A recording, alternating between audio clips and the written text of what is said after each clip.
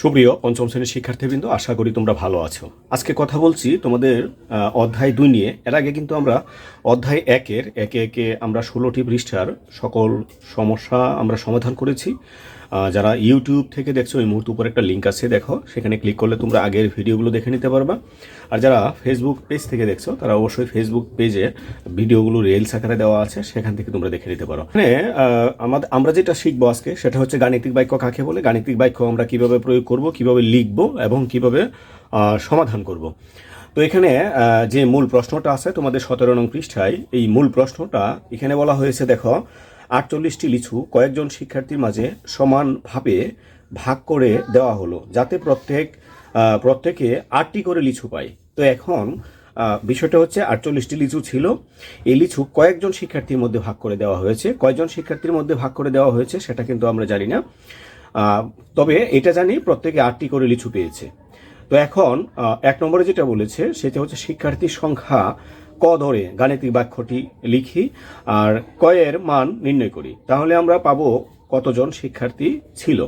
তো প্রিয় শিক্ষার্থী, আমরা এই যে গণিতের যে বিষয়টা আছে সেটা যে বাক্যের মাধ্যমে প্রকাশ করি, সেটাই মূলত হচ্ছে গাণিতিক বাক্য। তো এখানে গাণিতিক বাক্য তৈরি করেছে যে গাণিতিক বাক্যটি হবে মোট কত ছিল, 48টি লিচু ছিল, কতজনকে ভাগ করে দেওয়া হয়েছে, শিক্ষার্থীর সংখ্যা ক। তার মানে আমরা জানি কি, এখানে বলছে কি সমানভাবে ভাগ করে দেওয়া হয়েছে। তাহলে আমাদেরকে কি করতে হবে, ভাগ করতে হবে। কি দ্বারা ভাগ করব, মোট যে লিচুর সংখ্যা ছিল এটাকে আমরা ভাগ করব, কি দ্বারা ভাগ করব, মোট যে শিক্ষার্থীর সংখ্যা আছে এটা। কিন্তু আমরা মোট শিক্ষার্থীর সংখ্যা আমরা গণিতের কোনো সংখ্যা দ্বারা প্রকাশ করা নাই, এটা একটা প্রতীক দ্বারা প্রকাশ করা হচ্ছে। তো এই কাল্পনিক প্রতীক দ্বারা যেটা প্রকাশ করা হয়েছে, এই কাল্পনিক প্রতীকের মানটা যদি আমরা বের করি, তাহলে ক এর মান বের হবে এবং ওইটাই হবে আমাদের শিক্ষার্থীর সংখ্যা। তো এখানে বলছে কি, যে ভাগ করে দেওয়ার পর কত করে পাবে, 8টি করে লিচু পাবে। তাইলে এই যে গাণিতিক বাক্যটা হবে 48 ভাগ ক সমান হচ্ছে 8।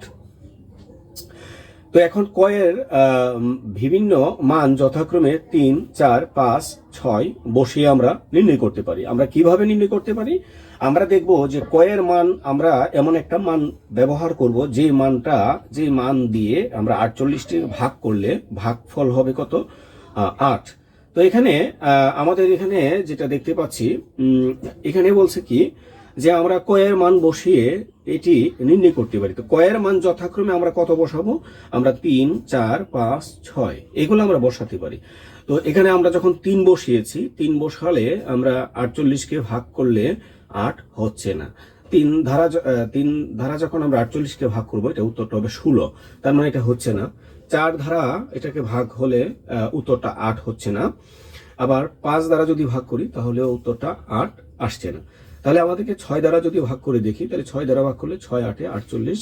আমরা এটা বুঝতে পারলাম, যদি 6 দ্বারা আমরা 48কে ভাগ করি বা ওই লিচুর সংখ্যাকে ভাগ করি, তাহলে আমাদের ভাগফলটা মিলে যাবে। তো আমরা এখানে যেভাবে করেছি, এই পদ্ধতি যেভাবে করেছি, সেটা একটা মানে দীর্ঘ প্রক্রিয়া।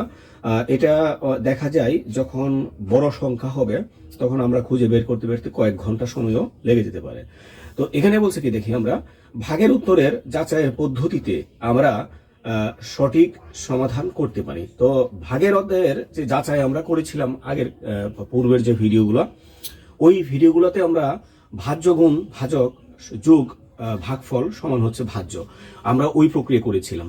তো ওই প্রক্রিয়ায় করলে এটা হচ্ছে, যদি ভাগশেষ থাকে তখন আমরা ওই সূত্রের সাহায্যে করেছিলাম, আর ভাগশেষ না থাকলে আমরা কি লিখেছিলাম, ভাজক গুণ ভাগফল সমান হচ্ছে ভাজ্য। তো এখানে এটা হচ্ছে, এই যে 48 হচ্ছে ভাজ্য, এটা হচ্ছে ভাগফল। তার মানে এই ভাগফলকে যখন ভাগফল দ্বারা যখন আমরা ভাজ্যকে ভাগ করব, তখন আমরা ভাজক পাবো। তো এখানে আমরা এই যে যেটা আছে, এখানে 48কে আমরা 8 দ্বারা ভাগ করলে 6 হবে। তার মানে ক এর মানটা হচ্ছে 6। তো এটা হচ্ছে আমাদের গাণিতিক বাক্য থেকে আমরা কিভাবে সমাধান করব এই প্রক্রিয়া। তো নিচে একটি সমস্যা রয়েছে, ওই সমস্যাটা আমরা দেখি। এখানে বলছে অজানা রাশিকে ক ধরে নিচের বাক্যগুলো প্রকাশ করি। আমরা শুধু বাক্যগুলো প্রকাশ করতে বলছে, কিন্তু ক এর মান নির্ণয় করার জন্য বলে নাই। তো এখানে এই যে 1 নম্বরে যেটা আছে, 1 মধ্যে 1 বলছে 35-এর সাথে কত যোগ করলে যোগফল হবে 52। তো এটাকে আমরা এই অজানা রাশিকে আমরা ক ধরবো। আমি খাতায় ওই সমস্যাটা সমাধান করছি। আমরা এখানে লিখছি একের মধ্যে হচ্ছে 1 নম্বর। তো এখানে বলছে আমি আবার প্রশ্নটা তোমাদেরকে দেখাচ্ছি যে 35-এর সাথে কত যোগ করলে যোগফল হবে 52। আর এই যে কত যোগ করলে সেটা হচ্ছে অজানা রাশি। অজানা রাশিকে কি ধরার জন্য বলেছে? ক।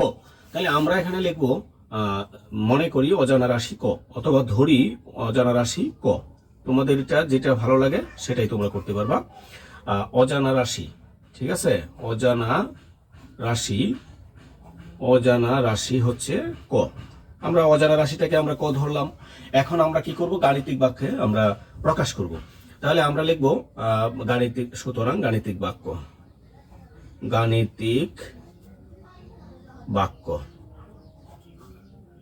তো গাণিতিক বাক্যটা কি হবে? প্রশ্নটা আমি আবার একটু দেখি। প্রশ্নটা বলছে 35-এর সাথে কত যোগ করলে, তাহলে মানে অজানা সংখ্যা যোগ করতে হবে 35-এর সাথে। তাহলে আমরা এই গাণিতিক বাক্যটা হবে 35-এর সাথে, এই যে 35, এটার সাথে অজানা সংখ্যাটি যোগ করলে যোগফল হবে 52। এটা হয়েছে আমাদের এই গাণিতিক বাক্য। কত নম্বরের জন্য? এই 1 নম্বরের মধ্যে যে 1 আছে এর জন্য।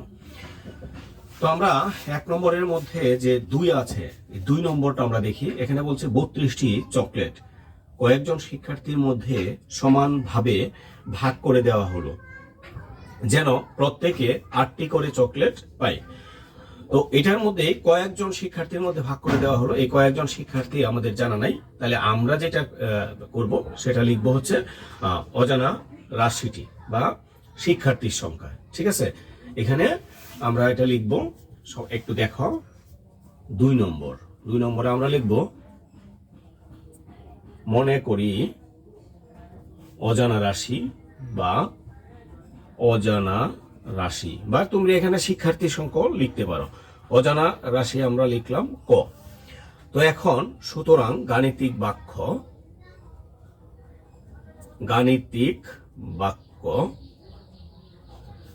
বাক্যটা কি হবে?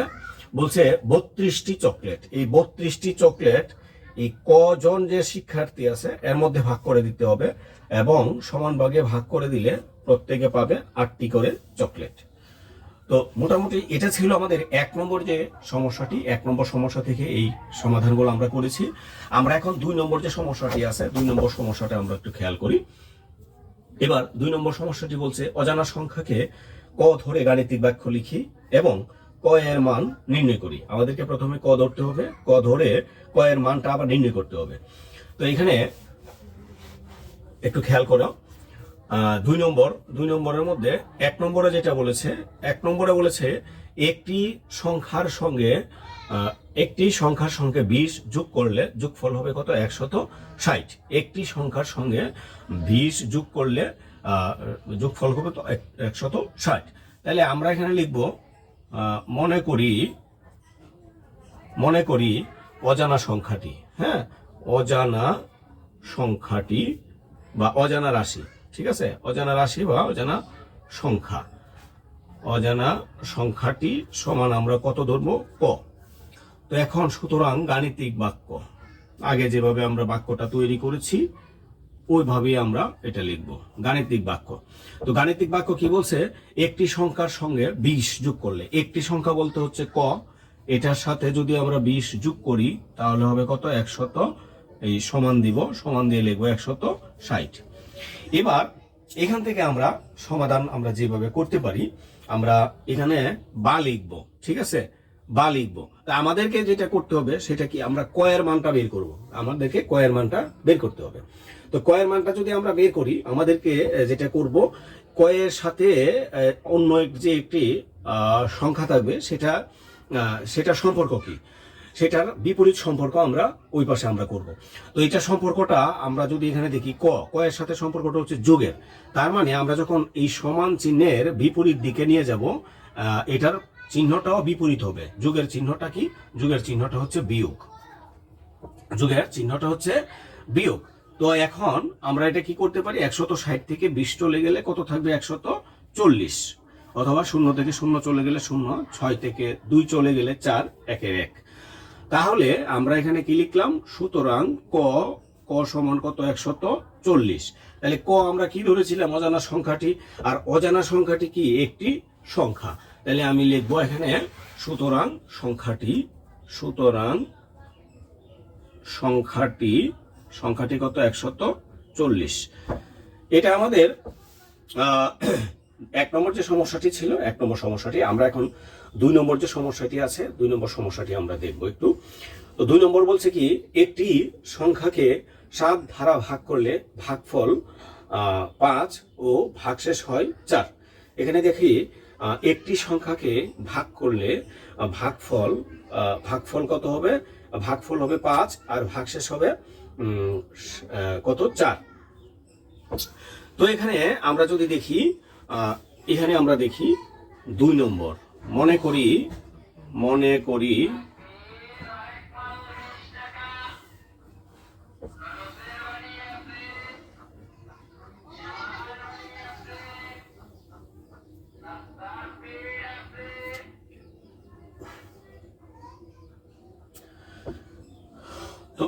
করি অজানা সংখ্যাটি, ঠিক আছে, অজানা, আমার লেখাটা একটু হয়ে গেছে, অজানা সংখ্যা সমান হচ্ছে ক। তো এখন গাণিতিক বাক্য আমরা তৈরি করি, গাণিতিক বাক্য। তো গাণিতিক বাক্যটা কি? গাণিতিক বাক্যটা হচ্ছে একটি সংখ্যা হচ্ছে এই সংখ্যাকে যখন আমরা ভাগ করব, কত দ্বারা ভাগ করব? 7 ধারা ভাগ করব, তখন ভাগফল কত হবে? ভাগফল 5 আর ভাগশেষ হচ্ছে 4। তো প্রিয় শিক্ষার্থী, আমরা কিন্তু এরকম সমস্যা আমরা প্রথম অধ্যায়ে আমরা সমাধান করেছি, তাই না? তো এখানে কি দেওয়া আছে? এটা ভাজক দেওয়া আছে, এটা ভাগফল দেওয়া আছে, এটা ভাগশেষ দেওয়া আছে, দেওয়া নাই কি ভাজ্য। তাহলে এখানে লিখবো আমরা কি যে সুতরাং ক এখানে ভাজ্য। তাইলে আমরা এখানে লিখবো সুতরাং ভাজ্য সমান ভাজক গুণ ভাগফল যোগ ভাগশেষ। এবারে আমরা দেখি ভাজক এখানে কত আছে? 7। তারপর হচ্ছে ভাগফল কত আছে এখানে? ভাগফল হচ্ছে 5 যোগ ভাগশেষ হচ্ছে 4। এবার আমরা এখানে যেটা দেখবো সেটা হচ্ছে কি 5 সাথে হচ্ছে 35 যোগ হচ্ছে 4, 35 আর যোগে কত হচ্ছে 39। এই 39 হচ্ছে সংখ্যাটি। তো প্রিয় শিক্ষার্থী, আমি ছোট ছোট ভিডিও বানাই, সেটা তোমাদের সুবিধার্থের জন্য। তো আজকের ভিডিও থেকে তোমরা কি শিখেছো এবং কতটুকু তোমরা শিখতে পারো নাই সেটা অবশ্যই আমাকে জানালে খুশি হব। তো আজকে এখানে বিদায় নিচ্ছি, সবাই ভালো থেকো, ধন্যবাদ সবাইকে।